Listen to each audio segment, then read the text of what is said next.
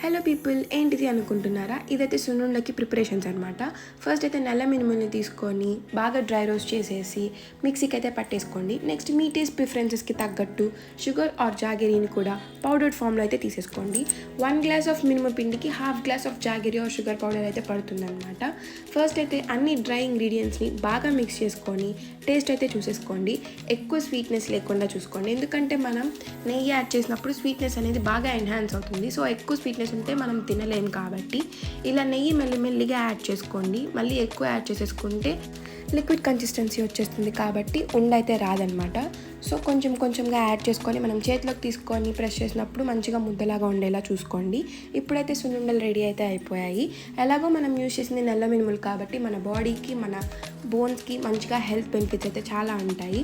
So హెల్త్కి health, టేస్ట్కి taste, sweet క్రేవింగ్స్ని కూడా ఎంజాయ్ చేసినట్టు ఉంటుంది. So give it a try. Thank you.